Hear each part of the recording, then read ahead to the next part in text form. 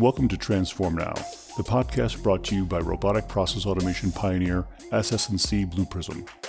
Digital transformation has the potential to reshape the way companies service their customers, engage their employees, and manage their operations.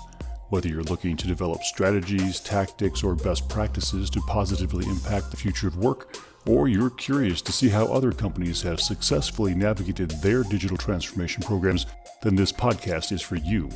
We're here to help you transform now.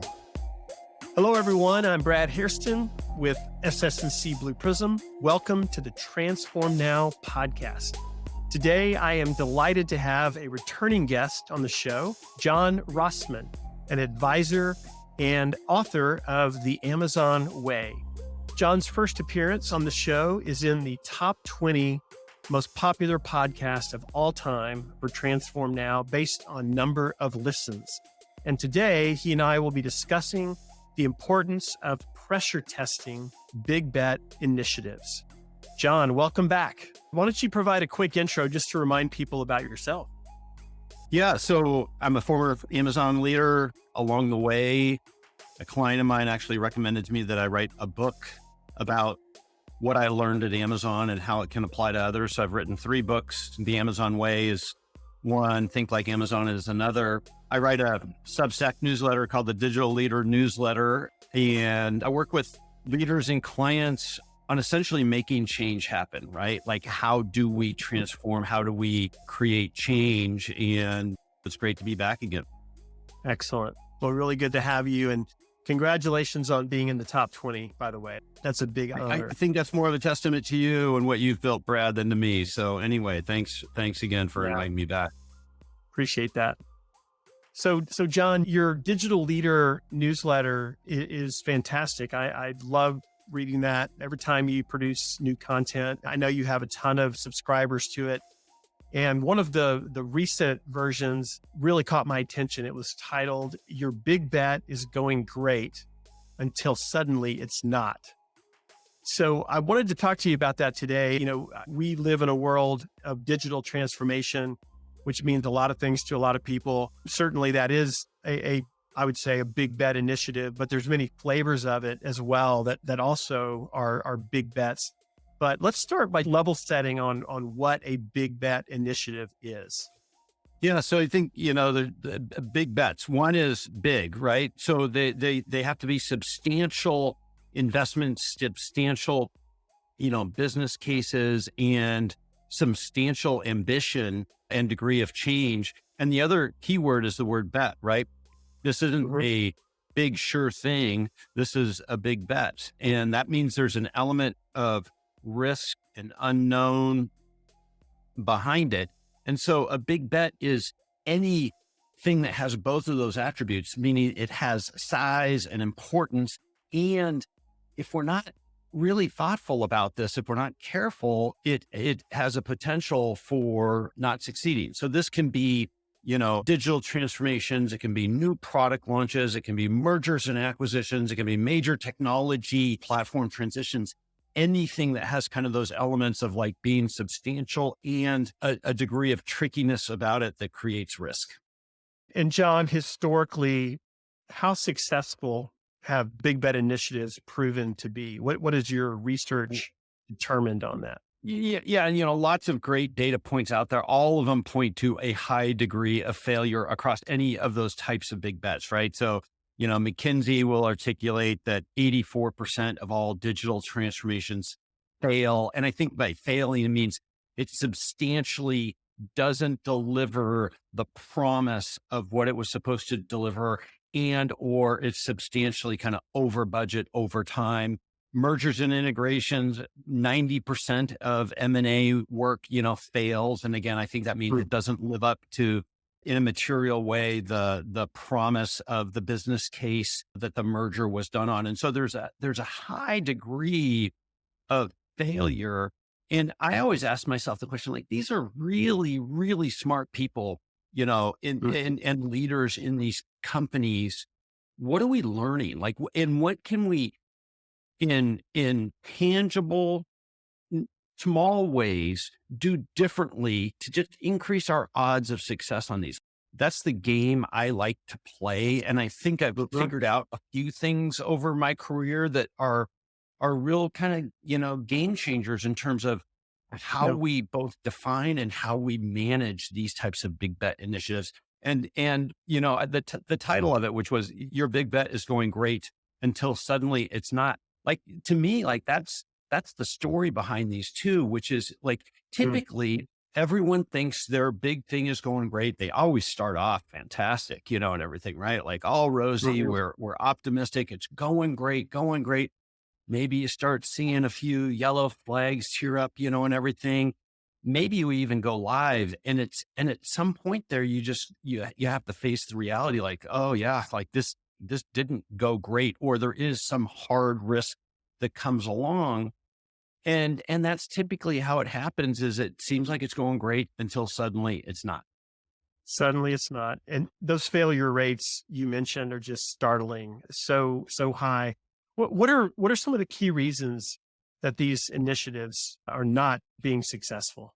Yeah, well, I think especially on digital transformations, I think of a couple of key reasons. One is, what we're really good at is we're kind of good at complaining about the current state, right? Like what isn't good today and everything. And we create this kind of fuzzy concept, this hypothesis or this vision of what the transformation is.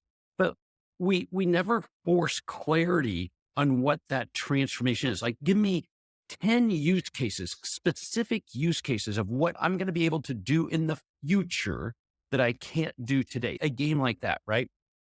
So we never kind of pushed hard and early on getting to that clarity of like, give us specific superpowers that we're going to have in the future that we don't have today. So that's one. Okay. Two is, we tend to allow this concept of agile approaches to, while I agree with the methodology, like anything, it can easily mislead us into these types of failures.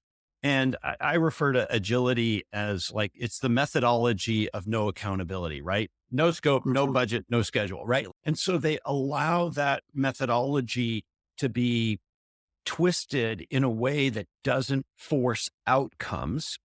And the third thing we don't do good is we don't think about the communication aspects of this, the storytelling, which ties back to my first point, the storytelling to all of our stakeholders of staying on point to the simple outcomes that we are trying to achieve through this transformation. And then the essence of this article was like, okay, if you're in the middle of a transformation, like what are some things you can do to double check that you're on the right path? And it kind of goes back to a couple of things I just talked about. John, you implied that executives typically don't see the warning signs that all these things are going wrong until it's too late. Think about the mechanisms they have for seeing or hearing those things, right? And so, we have our big program governance mechanisms, right? And so they have every other week, once a month, steerco meeting. They get a chart that shows like green, yellow, red, and little progress bars. And they typically really focus on the budget spend and stuff like that. Like they just don't have the mechanisms or the orientation for like, okay, that's good. That's important. Let's go pressure test some things, right? Like let's see what happens if I really start going and kicking some things on this. And that's the addition, like the relatively low effort things that you can do to actually, it not only goes and double checks are things the way you're being told they are, but it has this cultural impact across your organization and across all your partners, right? Like you never do these things by yourself. Across everybody's attention to detail, right? Like we pay attention to detail around here, and we get to outcomes. And so it creates this cultural tension or intensity in the organization about getting things done and not just languishing through, kind of another sprint cycle here. Okay. So John, walk us through your approach. If you're dealing with a company that has a big bet initiative, Maybe they're concerned that it's not on track. Maybe they think it's going great. Either way, if you're going to help them do this pressure testing that you're talking about, what's your approach for that? Well, first is it has to be kind of designed for the specific situation, right? So the things I'm going to talk about are general things that tend to work, but any one situation, like you have to really understand it. But it always starts for me with mission clarity. Is there a firm, simple, and testable definition of the outcomes that we are going to get out of this, transformation? And that goes back to the first point I talked about having clear definitions about what am I going to be able to do, or my customer's going to be able to do, or my user's going to be able to do, or my employee's going to be able to do in very specific, tangible ways that they can't do today, right? We're good about complaining about the current state. We're not good about getting clear on what the future state is. So I just go and talk to people, and interview them. It's like, okay, do we have something that is the mission of this project? That's one thing. And then just go talk to people and go, well, what's the mission of this project? And it's amazing. You go talk to 10 people on a sizable program, you're going to get 10 different answers relative to that. Right. That's a warning sign, right? Oh, like we not only don't have a mission statement, but we don't repeat it. We don't repeat it, right? You maybe have heard this term of chief repeating officer, CRO, right? Like that's the type of communication that's needed, is starting every meeting with, let's remember what the mission of this project is. It is to go from A to B, and really tangible definitions of B. So that's one thing, is just like, do we understand the aspect of the mission? Having this notion of what I call kind of risk forward hypothesis testing. So if we understand the point that we're going towards, what are the biggest risks? Those could be technical, those could be business, those could be scaling, those could be security, those could be anything. Do we understand what those risks are? And do we pull how to test those things in as cheap and lightweight way as possible early in our initiative, versus thinking we're mitigating them or pushing them off to the end? Like, yeah, we recognize them, but we really don't do anything. And so that risk forward posture of recognizing your risks and doing specific tests or designs in order to mitigate that is a huge one. The way we deal with partners is always a real head scratcher to me. You contract with a consulting firm or a technology vendor or something like that, and it seems like the mindset tends to be, hey, we continue to negotiate instead of saying, great, we are working towards getting these outcomes out of the contract, but I also want you to be a key partner. I want to rely on your instincts and your independence to help tell me, beyond the scope of your engagement, what are ideas, suggestions, risks that you're seeing? And we don't ask enough of that kind of critical feedback or insightful ideas out of our key partners, the people who know us the best, and they have a degree of independence to them, and they see so many other companies, but we don't invite that in. We don't make it easy for them to give us that type of feedback. We feel like, well, we have to be the masters of our domain, and they're the vendor, we're the master, and everything. Like, it's a antiquated mindset that works against us succeeding at these things. The whole concept of how do we create what I call proof points in a program versus just status reporting. You still want to do those status reports. Like, I've got nothing against any of that, but proof points are the demos, the interviews, the things that we can see working as early as possible in a project. And again, that does two things. A, it helps demonstrate actual progress versus just hearing about it. And it creates this attention to detail across the whole project of like, hey, we have to ship product every time we have to do a proof point, right? And so it forces incremental outcomes along the way. Those are some of the highlights of pressure testing that adds to the existing typical program management approaches that we're so used to. I love the term proof point. I did see that in your article, and I really think that's an interesting concept. John, I'm curious, how long does it normally take to go through these steps to do like a pressure testing of a big bet initiative? Is this a matter of weeks or months? And along with that, do you ever get resistance from company leaders who don't want to take time out to do this? If you start at the beginning with this type of mindset and technique and tempo and everything, like I think it costs you like essentially zero and whatnot. I think if you're midway in a project, a sizable project, typically a month or two, it is helpful to have an independent party participate in this. You don't have to lead it, but independence is an important, underrated aspect of life and everything, right? And Yeah.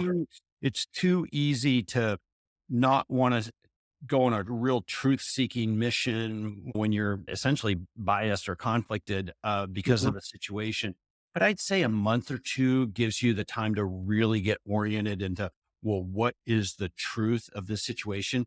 Now, obviously, if you get to that point and it's like, oh, my big bet is going great until suddenly it's not, right? Like then you've got kind of a red zone initiative going on, and what it takes to correct that is hard to prescribe and everything, right? But typically the prescription on these things is always towards simplification, right? Like Mhm. how do we simplify scope, simplify communication, simplify decision-making process, increase the tone and tempo within an initiative. And that's all goes against the complexity that tends to build up around these things.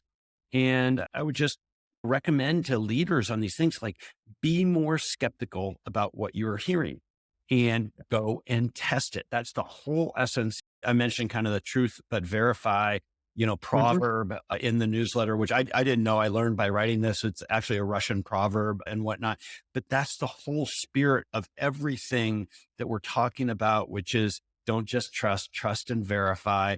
And it not only will give you better information and better understanding of where your initiative is. But again, it sets a whole kind of tone and tempo within the Mm. organization about have to shoot towards incremental progress, incremental outcomes, attention to detail, don't suffer in silence. The last thing I kind of mentioned in the newsletter is what I've adopted as my whole communication approach when it comes to programs and Mhm. stuff. And it's like shocking cold water to people when I introduce this concept, and we do it for a few weeks and everything.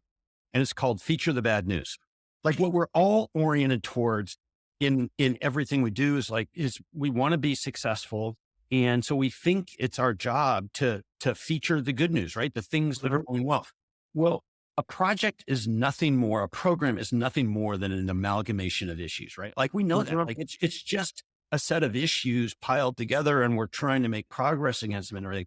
And so if you adopt the mindset and then the communication, the management techniques of we always feature the issues, guess what? It's not a personal issue where Mhm. we're always talking about the problems early and often and in an opportunistic way, meaning like we've got problems. Here's what we can do about them.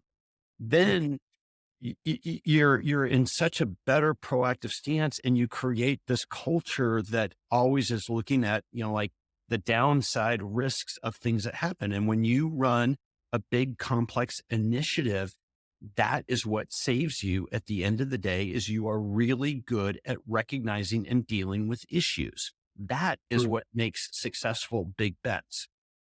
Wow. I hear a lot of program and project managers running around with their hair on fire, thinking about switching around their status reports and putting the negative stuff up front. I always advertise it. This is what we're going to do. This is what it feels like. This is what it sounds like. One of the sayings we had at Amazon was you have to communicate in an open kimono style, right? Like you always Mhm. talk about the things that you are accountable for that aren't going well and everything. Mhm. And what that does is it then gives you permission to then ask harder questions of others, and whatnot, right? And so you want to Yeah. demonstrate that leadership approach of being vocally self-critical, opening the kimono, featuring the bad news, and then everyone else will get more comfortable in doing that. And man, that is when a team really starts focusing on Mm. a mission and problem solving. Wow. So, John, can you bring this to life for us through a real life client example that you've been involved in, a big bet initiative that you were asked to come in and pressure test? Would love to hear about that. Yeah. So this was a client that I worked with quite a while ago, helped them on kind of their digital strategy and whatnot. I hadn't really been in connection with them in 7 or 8 years. And the CEO reached out to me and he was like, "Hey, you got a minute to talk?" As an advisor, like that's your favorite incoming message, right? And so they had started a project with a pretty simple mission, kind of a technology transition mission. They had a key vendor that they weren't comfortable with because of the control this vendor had in a key kind of customer facing set of technologies. And so they were going to build and transition their own. And it just slowly got away from them, right? The scope, the complexity, the enormity of it all. And it became way more than it ever intended to do. And what we did was we, with them, with tremendous partnership, actually, essentially ran this playbook of kind of pressure testing the whole aspect. And at the end, there's some harsh medicine that had to be taken, but it was significantly scaling back scope and complexity so that we could get to an incremental outcome, see that it was done, prove to ourselves we could do it, see it actually operating, understand adoption way better than we could until it got out, and then incrementally go from there on their roadmap. And it was completely counterintuitive, really good team, but it just kind of like bold leaders tend to add things to initiatives versus taking away from them. And so it was just that slippery slope that they fell down and they failed or got compromised on so many of these topics that we were talking about. Did they listen to your advice? One of the rare ones that really did, actually, they were a tremendous client. You do run into defensiveness because like they've led them into the situation, and everything, right? No one likes to be, pointed out. And so I commend them for their willingness to be vocally self-critical relative to this and everything. And they were almost ideal in both partnering with us kind of through this initiative, made it so much better, owning the issues. And, I always talk about like, we got to live through the windshield, not through the rearview mirror, right? Like we learn by looking backwards, but we live by moving forward. So it's like the only important thing here was, what do we do going forward? That was the only thing we were focused on.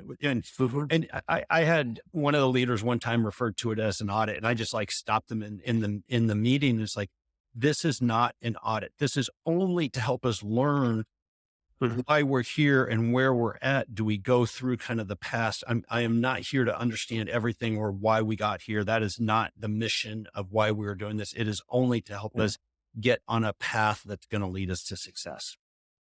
Very, very good. Well, John, as we wrap up here today, I want to go back to the last time you were with us, where we talked a lot about Amazon, your time there as an executive, and then the books that you wrote based on your experience at Amazon, because a lot of interesting things going on at Amazon these days. And you've certainly written about a lot of that in your newsletter. I just wondered if maybe you want to talk about that a little bit here before we close the session. Well, I actually haven't written about what's going on at Amazon until this newsletter, and a reader of the newsletter, so it's the Digital Leader newsletter, a reader said like, "Hey, John, we'd be interested in your point of view on what is going on at Amazon." And so I titled the newsletter, "Is it Day 2 at Amazon? Rossman's Turnaround Plan for Amazon." And it really was hard for me to do because I learned so much at Amazon. I have so much respect for how they conduct their business, how they think big, how they execute, how they think about leadership and culture and the consistency at which they do that. That's essentially the playbook that I've gone to market with through the Amazon way and everything I get to do.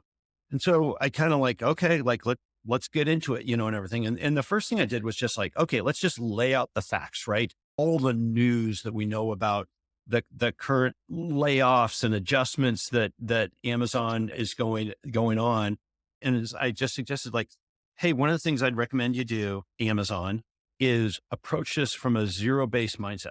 Meaning, don't start off with this incremental, like 5 or 10% off the top, tighten the belts a little bit. It's like, no. Rationalize.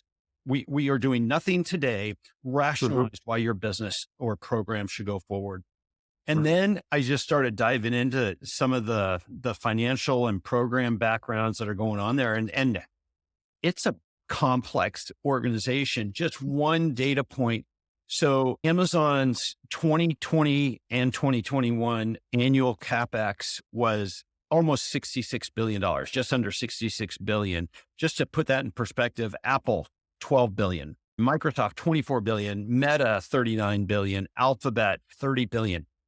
So it's like, whoa, I didn't realize relative to peers. And so then I just went through, like, I think they have a set of big bet initiatives. And these are truly like big bets. And each one of these has significant technical, adoption, business, regulatory risks to them, all of those risks to them. And in no way do I think any of these have a path towards a profitable impact in the next 5 years. I think now is the time when Amazon's got to rethink this. And then I also brought forward kind of an ugly truth, which is their customer satisfaction scores are slipping and everything, right?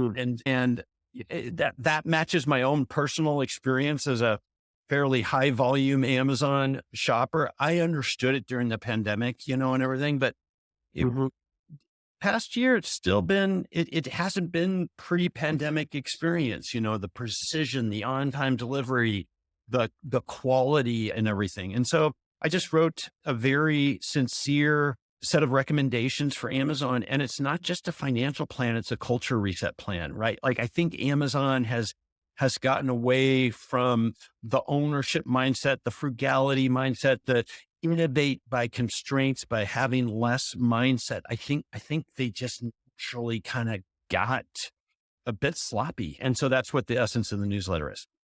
Well, thank you so much for sharing that. Really interesting to hear your thoughts on it. And I encourage people to subscribe to your newsletter, and they can get the full length version of that. It was really a nice piece.